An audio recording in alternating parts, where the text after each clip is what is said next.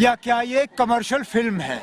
जब कश्मीरी पंडित यहाँ से निकल गए उस वक्त गवर्नर राज था, जगमोहन साहब गवर्नर थे, बीजेपी की हुकूमत थी मरकज। मैं तो उस फिल्म बनाने वालों से सिर्फ इतना जानना चाहता हूँ, क्या ये डॉक्यूमेंट्री है या क्या ये एक कमर्शियल फिल्म है?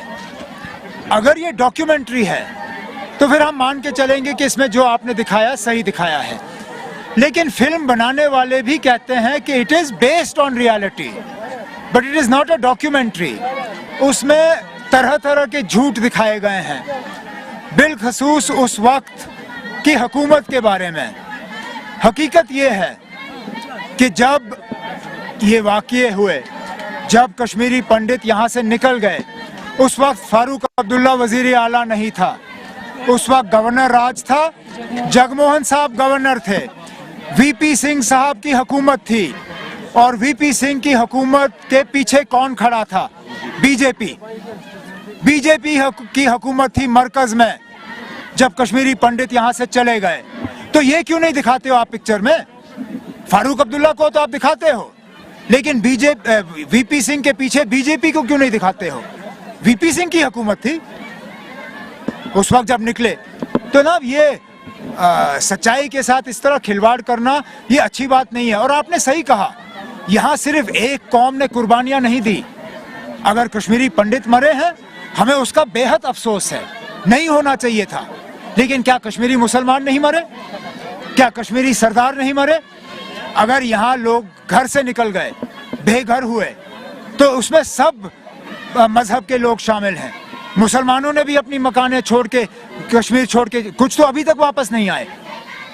हमारे सिख भाई बहन वो भी छोड़ के गए, हमारे कश्मीरी पंडित भाई बहन भी छोड़ के गए।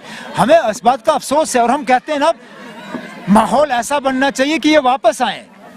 लेकिन मुझे नहीं लगता है कि वो जो लोग ये पिक्चर बना रहे हैं वो इन लोगों की वापसी चाहते हैं। शायद इस पिक्चर से वो चाहते हैं कि ये लोग हमेशा के लिए बाहर रहें। लेकिन हमारी जब तक नेशनल कॉन्फ्रेंस है, हम उस शेर कश्मीर के सिपाही हैं, वर्कर हैं, जिन्होंने हमें ये नारा दिया, शेर कश्मीर का क्या इरशाद, हिंदू मुस्लिम सिख इत्तेहाद। हम उस बात पे कायम हैं और उस जम्मू कश्मीर को हम दोबारा कायम देखना चाहते हैं। देखिए, 1987 से लगातार मिलिटेंसी चल रही थी। उस वक्त जब इलेक्शन हुए थे तो फारूक अब्दुल्ला ही चीफ मिनिस्टर थे, लेकिन बाद में जब हालात बिगड़े तो उन्होंने इस्तीफ़ा देकर वहाँ पर इस्तीफ़ा देकर के चले गए और देश से बाहर चले गए।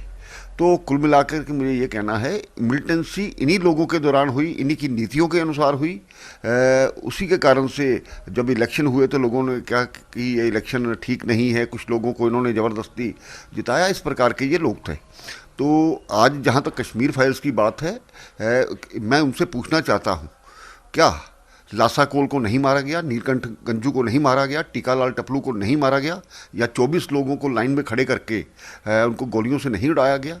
ये सच छुपाने की हमेशा कोशिश करते रहे। आज इनको पता है कि इनकी सरकारें रही, उन्हीं के कारण से इस प्रकार से हालात बिगड़े थे। एक दिन में हालात नहीं बिगड़े थे, इन्हीं की जो सरकारें थी उसी दौरान हालात बिगड़े थे। तो सच को सच कहने की हिम्मत होनी चाहिए, जो इनमें नहीं है, और अब उसको छुपाने की कोशिश की जा रही है। इन्होंने पूरी कोशिश की बॉलीवुड के माध्यम से, दूसरे माध्यम से इस फिल्म को फेल करने की, लेकिन वो हो ना सकी।